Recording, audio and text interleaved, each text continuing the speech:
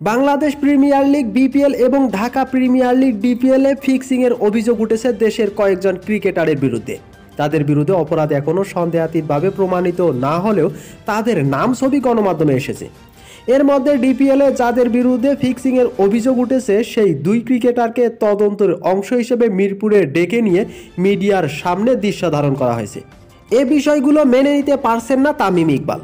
শুক্রবার 25শে এপ্রিল গণমাধ্যমের সঙ্গে আলাপকালে তিনি বলেছেন, কিছুদিন আগে আপনারা দেখেছেন গুলশান আর সাইপুকুরের ম্যাচে কিছু অপ্রীতিকর ঘটনা ঘটেছে।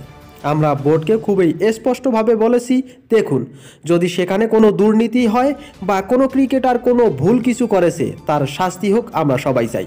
আমরা শতভাগ এটার সঙ্গে একমত। কিন্তু তার মানে এই নয় যে এই দুটো ছেলেকে নিয়ে মিডিয়ার সামনে অভিনয় করাবেন। এটা করানোর কোনো অধিকার আপনার নেই। এটা বিশ্ব অ্যান্টি করাপশন বা কোনো জায়গায় এমন নিয়ম নেই মিডিয়ার সামনে একই জিনিস করিয়ে দুটো ছেলেকে বেইজ্জত করবেন। এটা ক্রিকেটারদের প্রতি অপমান। আমরা এটা নিয়ে এক ফোঁটাও খুশি ছিলাম না। বিপিএল এর ফিক্সিং ইস্যু নিয়েও কথা বলেছেন তামিম। ফিক্সিংয়ে জড়িত থাকার অভিযোগে 10 জন ক্রিকেটারের নাম মিডিয়াকে দেওয়ায় বিসিবির সমালোচনা করেছেন তিনি। বলেছেন, এর আগে বিপিএলও একই ঘটনা ঘটেছে, 10 জনের নাম লেখা হয়েছে।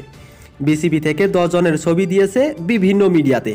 ওইখান থেকে যদি কোনো ক্রিকেটার দোষী হয় তাহলে আমরা সব ক্রিকেটার চাই তার শাস্তি হোক, যতটুকু শাস্তি সম্ভব দেওয়া হোক।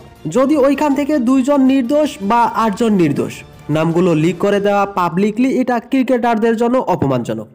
তো তামিম ইকবালের এই বিস্ফোরক মন্তব্যের উপর নির্ভর করে আপনাদের যদি কোনো মন্তব্য থাকে তাহলে অবশ্যই কমেন্টে জানাবেন। আর ভিডিওটি ভালো লাগলে লাইক করতে ভুলবেন না। সবাই ভালো থাকবেন, সুস্থ থাকবেন, আল্লাহ হাফেজ।